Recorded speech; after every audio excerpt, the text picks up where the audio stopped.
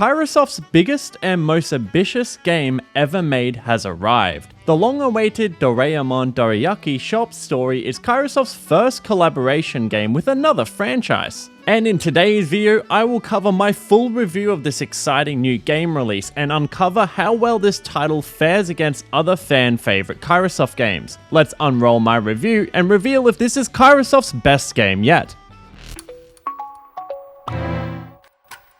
Kairosoft initially teased the Doraemon collaboration game last year in 2023, and since then, fans have been dying to get their hands on this new title. The game was shadow released in the recent August Nintendo Partner Direct, receiving a release trailer exclusively in the Nintendo Japanese showcase only, releasing shortly after on the same date. Hey everyone, it's me, Doraemon. I love Dorayaki, Kairosoft, and subscribing to where it's bound with the notifications on. Aha! It's me, Doraemon. It was me the whole time. Now, let's not delay this review anymore and get started. Let's jump right into creating my own Dorayaki at Bao's Doremi Dorayaki Shop. We are starting out diving right into the nitty-gritty of owning our first Dorayaki shop, and boy, is there a lot to dive into here. It's no understatement to say this game combines the best aspects of so many different Kairosoft games. It truly does feel like an upgraded modern title in line with Dreamtown Island, which I've previously covered on this channel. And before we get started, if you enjoyed today's review, make sure to like and subscribe as it really helps out the channel. Thank you so much.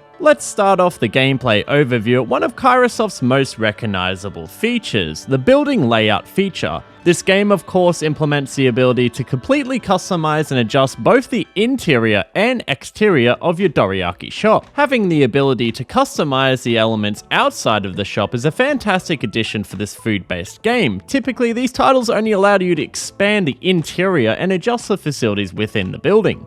This addition allows you to seamlessly blend the inside and outside features of the restaurant, providing the potential to make some significantly more diverse building designs. Alongside that, it's just super fun seeing your residents hang out in the outside space. I love seeing them just chilling by this pond and just hanging out. I love saying what I'm doing, there's nothing better.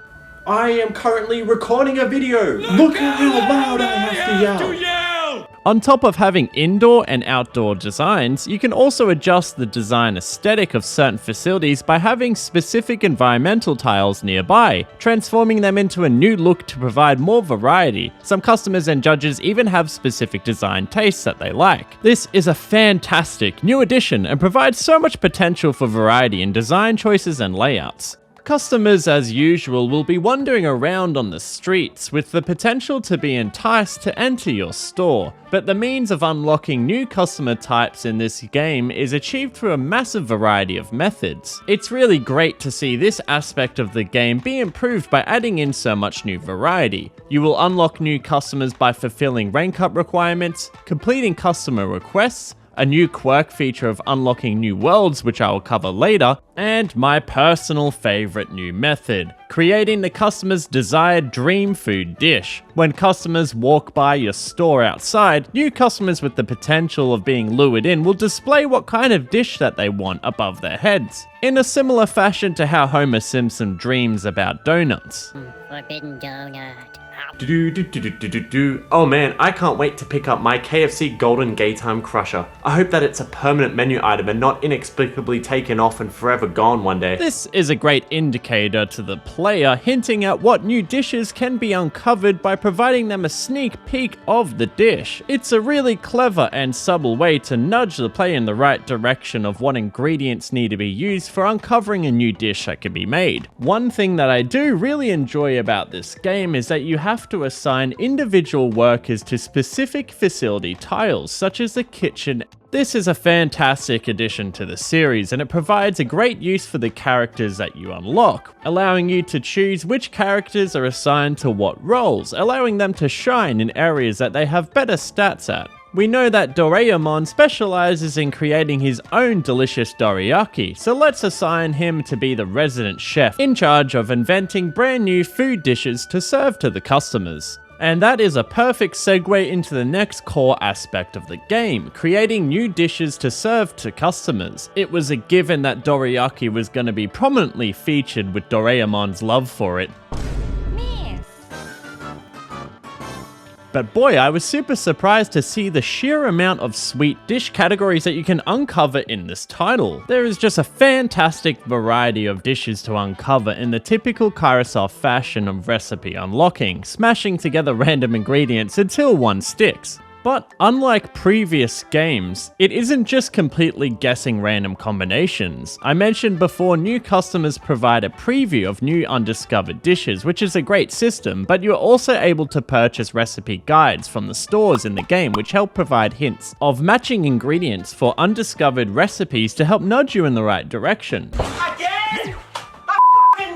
Nice on. I have always retained the belief that having to look up a game's wiki article while inside of the game is just bad design. It is never as satisfying as having the game in mechanics push you in the right direction and uncover them by yourself. Help me! For Doraemon's Dorayaki Shop, I didn't have to look up any specific information about the game on the wiki page because it does a great job of explaining the mechanics and providing hints within the game itself, unlike in previous Kairosoft titles where certain games are almost required to have their wiki page at the ready to get the information you need. The gameplay aspect of uncovering new hidden food dish combinations has always been one of the greatest staple features in Kairosoft's food game library, so it was great to see this so prevalent in this title and be even enhanced further with the next two features I'm about to cover. On top of being able to uncover new dishes, you are able to then prepare the meal by having a character add finishing touches to the meal prepared. Each character has their own unique strengths and compatibility with dish types. For instance, Doraemon is naturally more compatible with making dorayaki, as Doraemon is well versed with dorayaki to say the least. Let's check out some of the other bonuses here, and everyone has their own unique strength trait, except for Wagashi, who has none as their special talent. They ask you how you are, you just have to say that you're fine when you're not really fine, but you just can't get into it because they would never understand. That's okay though. After you failed to make a successful recipe combination multiple times in a row, Wagashi drops the hardest inspiration line known to man. No matter how many times you fail, don't give up. Nice challenge!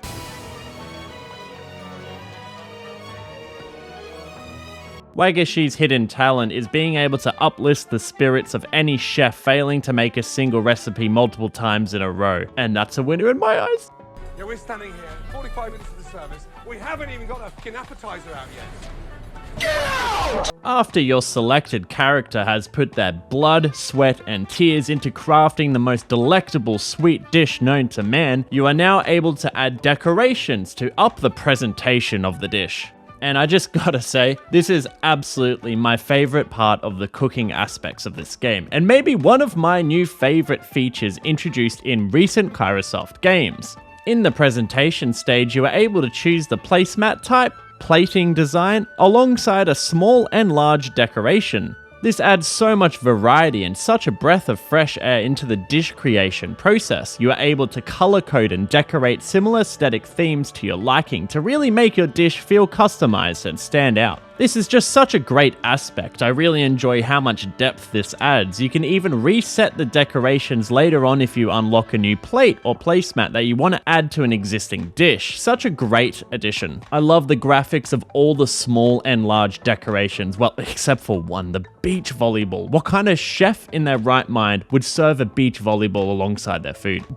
What are you, some kind of seafood police? Once the final touches have been applied, it's time to head to a judging panel and debut your dish to eagerly awaiting hungry customers. And Doraemon? That's so funny. Every time you hold a dish tasting event, Doraemon will just be there eating alongside them, eating multiple bowls and always singing high praise to the dish he constructed. Thank you, me. You're welcome, me. He did just work hard traveling back from the future and uncovering every kind of dorayaki known to man. That's a well-deserved chef snack in my eyes. You are able to also improve existing dishes similar to Cafe Master's story by making use of the prototype room. I really like that the buildings in this game retain dedicated gameplay mechanics to specific room types. It makes them feel like they have much more of a purpose than just accumulating money over time.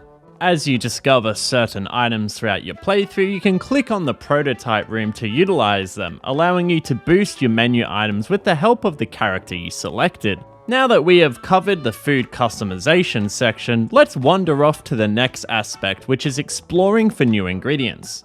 In order to find new ingredients for your shop to uncover new hidden food combinations, you are tasked with sending out your crew on expeditions to explore nearby locales for their unique ingredients. This is another great use of an existing feature seen in many previous Kairosoft games, particularly the RPG titles, being repurposed for this title's gameplay.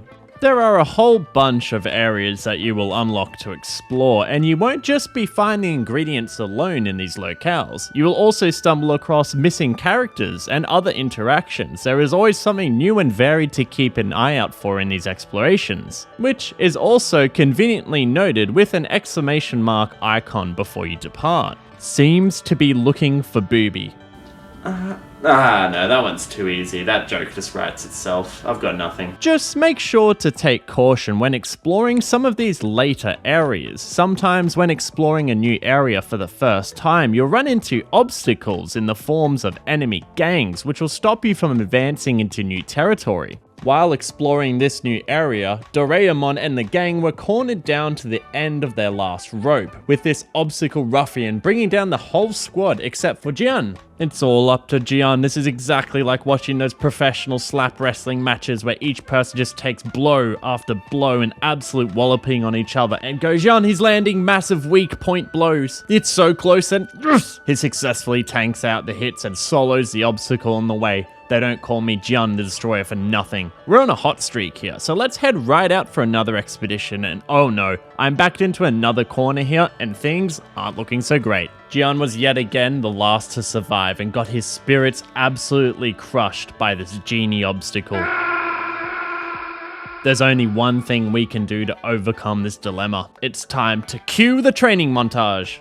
Whoa, hey, pause that training montage. Who put that in here? What I meant to say is this is a great time to talk about the training aspect of the game. You are able to level up your staff with training from a variety of techniques, mostly unlocked through purchasing items in the game's numerous shop fronts. So here's the game plan. We are going to need to improve our brawn and brains for this tough obstacle. So first up, we are doing some yo-yo training. Nothing gets the hand-eye coordination flowing better than this, and hey, John! Where do you think you're going? You are the one who needs the most training to defeat the genie. Don't just leave halfway through. Next up, we will be doing plenty of sets, breaking a sweat, eating memory bread. Yes, that's right. There's nothing more intense than eating bread slices. I'm going to need at least 5 sets of these memory bread slices stat. But my absolute favorite training mechanic in the game, hands down, has to be eat peanuts. Bruh. Yeah, I don't know what I expected. They're just all eating peanuts. This is going to be my go-to method for training. Anytime I need to level up, it's peanut time, baby.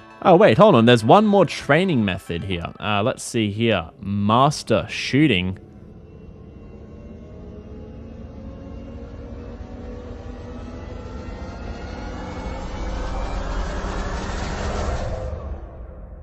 Oh dear God. This is the face of a robot with no fear. Well, how do you think we're gonna deal with the customers that don't tip? This genie stands no chance now. Now that my team has been super enhanced with high metabolism and hunger pangs, no genie will float in our way now. We will simply threaten to eat them and move them out of the way, and bammo, we are able to advance with no issues. At this point, I have covered the main fundamental basic gameplay aspects of this title, but there is just so much more packed into this game. It's no understatement to say that this is one of Kairosoft's most feature-rich and dense games ever made. It's amazing to see that it combines the floor layout like in Hot Springs Story and Pocket Academy, food building aspects like in Cafe Master Story and Burger Bistro Story, and RPG exploration for ingredients like Dungeon Village and Zoo Park Story. So now, let's talk about some of the quirks that are exclusive to this title that makes it stand out from other games we have already seen from Kairosoft so far. This title introduces just so many new aspects and unique quirks that results in it feeling like a completely new Kairosoft experience in the best way possible. One of the biggest aspects that is introduced is the incorporation of the Doraemon series characters. This isn't out of the ordinary for Kairosoft, as they have a complete set of unique and wonderful characters in each and every game, but Kairosoft really went above and beyond implementing the characters from the Doraemon series with such love and care in this title. Even if you aren't familiar with the Doraemon series going into this game, throughout playing this title you'll have a blast uncovering the wide world of Doraemon characters and how they are incorporated into this game's gameplay. The first quirk that I want to highlight is the introduction of actual story segments. Story segments in games can be a bit hit and miss for players, but one thing that this game does especially well is implementing the option to completely skip the story scenes if you were just wanting to resume the gameplay. It's a great way to not hinder the gameplay. Any of the game's cutscenes can be rewatched in the game's memories section in the menu, and overall, it's just so great experiencing a Kairosoft game with so much dialogue between characters. This feature provides an exciting glimpse into what a future Kairosoft title with an expansive story using all of its unique characters such as Kairobot, Chimpanzee, and Grizzly Barrington with dedicated dialogue could look like. While the story segments are great, my favorite aspect of the storytelling by far are these sections that show a unique interaction in the style of a manga page. This is just so extremely creative and unique by itself, but the best part is that there is usually an issue you have to solve by selecting a character to appear in the last panel to resolve the story issue. Oh no, this cat needs help. I know just the character that will definitely help diffuse this situation and not cause any more trouble. No, definitely not. Set off with that look that said, they'll be sold out in no time. If I come? That means multiple things. It's super creative to be able to select whatever ending you want with your character just popping into the panel. It's such a treat and a really cool mechanic. I'm also a really big fan of these character highlight intro animations that pop up when a character has something important to say. I think you all know why I like it. You know what? I'm about to say it. Say it. Objection! Hold it! Take that! Earlier, I mentioned that there were even more ways than usual to attract new customers to your store. The next quirk in this game helps achieve this through opening portals to new worlds by spending your F points displayed at the top right hand corner of the screen. I'm not sure what the F stands for, but I think it would sound pretty funny if it had a bleep. F points. F points. Over time, you will be alerted that you are now able to discover new areas to invite in a new wave of customers, and this is just such a good way to introduce more variety to welcoming new customer types to your shop. But the most fascinating aspect about this feature is that the worlds that the portals connect to invite guest stars outside of the series Doraemon, showcasing other manga series characters such as Chimpui. They are literally door portals to the other manga worlds. Such an innovative idea. This is such an ambitious collaboration. I had so much fun learning about new characters and manga series that I previously didn't know about. I also in particular really like the care and detail that went into all these welcoming animations, and that the game tells you when you have fully discovered every single customer type in each area. It's a great way to indicate to explore new customer groups. Oh, looky here, looks like we've got our sales results, and let's have a look here. That's great business results. I agree, Secretary Robot. Well said. Many customers came. Okay, maybe let's not go with that one. Thank you for your hard work today. Secretary Robot, you're the best. You might have also noticed at the top right there is another additional currency alongside the store money and F points I just covered, and those are dream tokens. You are able to use dream tokens primarily within the Future Store. The Future Store provides access to some of the most unique mechanics in the entire game, allowing you to purchase high-tech secret gadgets that will help you in so many different aspects of the game. All of the gadgets are such a great way to assist automating aspects of the gameplay, ranging from unlocking new facility objects with special effects that can be placed inside your store, all the way to discovering completely new robot characters which will help you out day to day. As an example, to expand your shop's total space, you'll need to get the Lander Expander. Great name. Oh dear god, this is going to put Grizzly Barrington out of business. AI is truly taking all of our jobs, I just can't bear it anymore. When will it end? Can't a bear just help his local residents by demolishing the very tree space that he lives in? Monday left me broken. Tuesday I was through with hoping. Another great reference to the show is the copy doll. These are used whenever your players go on an ingredient hunt. It's so funny seeing how jarring it is that your character that you're watching is deep in an expedition in the woods of a forest, while also just being in the shop chillin'. My favorite of the secret gadgets is the Hidden Treasure Finder. After you purchase this item, you'll notice these little icons across your shop which you can interact with to uncover precious loot. I really like gameplay additions like this one that integrate well with the existing map but isn't too distracting, and this is one of my favorite gameplay additions of a modern Kairosoft game. Let's see here, we found a flying car? This was just hidden underneath our floor the whole time? How did no one run into this thing? Flying car, more like diving car. Overall, the secret gadgets and future store provide some of the most unique gameplay additions to the game, and they are so fun to unlock and discover them all. Kairosoft absolutely nailed the tie into Doraemon's world and characters, and the secret gadgets in particular are a great demonstration of a collaboration mechanic done right. Combos also return in this game, but they function a lot differently than previous titles. Instead of having a set criteria of 2 or 3 buildings that are absolutely required to activate each combo, it is now influenced by the design style that I touched on earlier. This makes it much easier to quickly convert large areas of buildings and facilities into new styles by adding environmental tiles that transform them.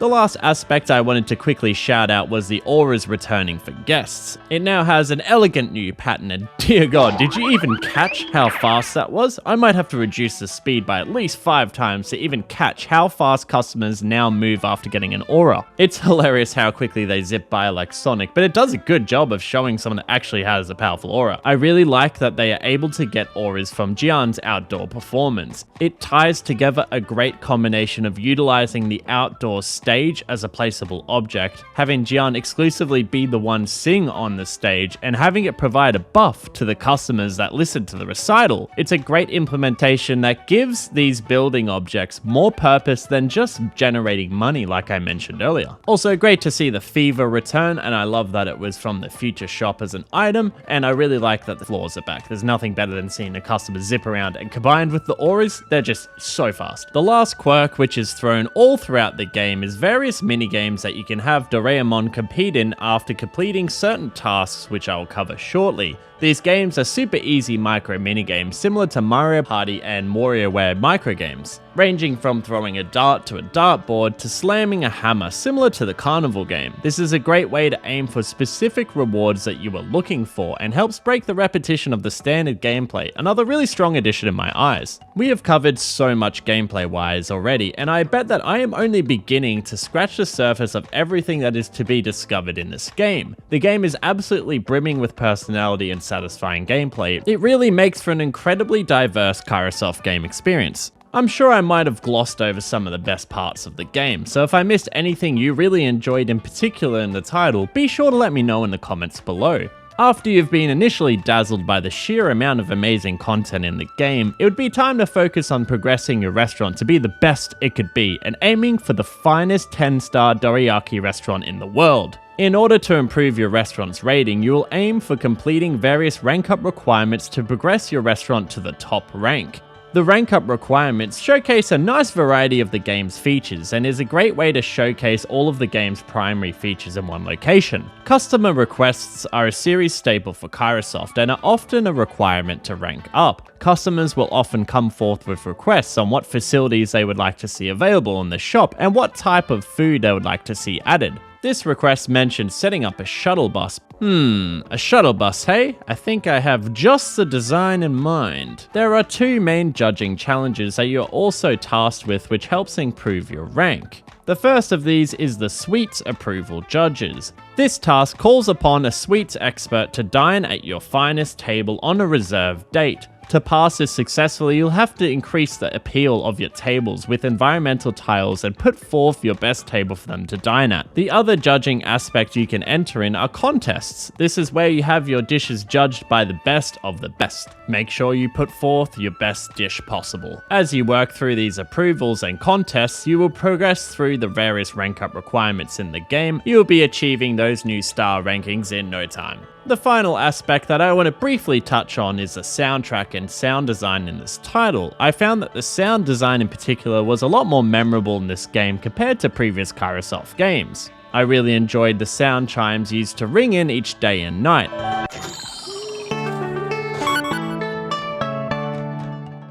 And overall, the game has a pleasant sound selection. The soundtrack is also particularly good in this title. The design of the songs are really fantastic and some of Kairosoft's best original songs created for the game library. It showcases a much larger variety of instruments and sounds used, which makes it a lot more dynamic sounding and memorable, a true treat for your ears. Before I get to my final review, let's comb over any issues and negatives I found within this game. The primary issue I would encounter, which has been apparent in a lot of recent Kairosoft games, especially the modern ones, is that there are so many pop-ups interrupting the game flow. This game is extremely large in scale with so many new gameplay aspects and features. Learning all of these is intimidating enough, but having constant pop-ups on top of that does slow it down a fair bit. Now, I'll give credit when credit's due. A lot of the game notifications only show up for the first time it is uniquely shown, but the constant news tablets and other pop-ups still come up a bit too often. All that needs to happen to solve this is to have a uniform rule to only show a unique pop-up completely pausing the game once when it is initially shown for each type, and then after that have a small on-screen notification where you can view it without affecting your gameplay. They already do this for most of them, they just need to make it for all of them. I also found that the difficulty for the obstacles and enemy fights were really laughably easy, and I would have liked this to be expanded a bit, but this is just a small nitpick. I'm just glad that they included this aspect anyway. But for me, at least personally, the biggest missed opportunity I found for this title was not including more iconic Kairosoft characters such as Chimpanzee, Grizzly Barrington, and Kairobot more prominently in the game. This is the first Kairosoft game with such a dedicated story and storytelling. When this game was first announced, I couldn't wait to see what it would be like viewing Kairosoft's iconic characters mingling and interacting with the Doraemon cast, so it's a bit disappointing to not see them present at all. Now, of course, I understand that given the nature of the game being a collaboration, the spotlight of course had to go to the Doraemon cast and focus on their story and interactions, but it still would have been great just seeing a couple of the Kairosoft crew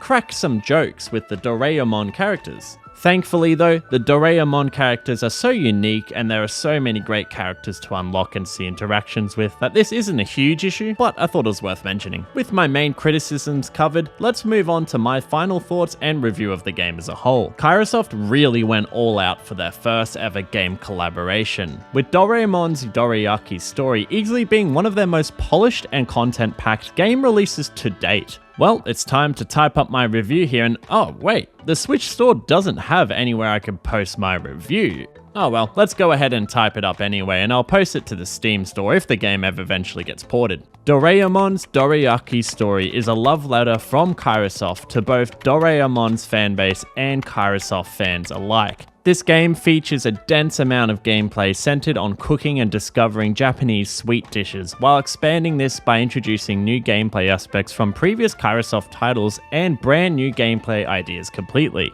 This game goes above and beyond a typical food simulation experience by interweaving fun new gameplay mechanics, great customization variety in the dish creation process, and the restaurant layout adjusting, all while introducing memorable characters and interactions from the Doraemon cast. Doraemon's Dorayaki Story is an exceptional modern Kairosoft game that continues to push what a Kairosoft game is capable of. I rate this title 10 Dorayaki out of 10. Well, in the end, I just can't express how happy I am that Kairosoft's first ever major collaboration was a fantastic game with incredible depth, providing an amazing game experience for Doraemon and Kairosoft fans alike. Ever since the initial announcement tweet in 2023 last year, this has been one of my most anticipated games of this year, and I am sure a lot of Kairosoft fans felt the exact same way. Seeing Kairosoft featured in the Japanese Nintendo Direct and all of the positive reception from the Doraemon announcement is such an exciting prospect for the future of Kairosoft, and I for one cannot personally wait to see what amazing games they are cooking up for everyone to experience next. It is so exciting that Doraemon fans get to experience Kairosoft with this title being one of the absolute best in the entire library. But perhaps most exciting of all is the potential for this new game to reach an entirely new audience and for people around the world to experience for the first time ever how amazing playing a Kairosoft game is. It is truly an unforgettable experience. And a massive thank you to you for watching and checking out my review of Doraemon's Dorayaki Shop Story. This has easily been one of my favorite reviews to date.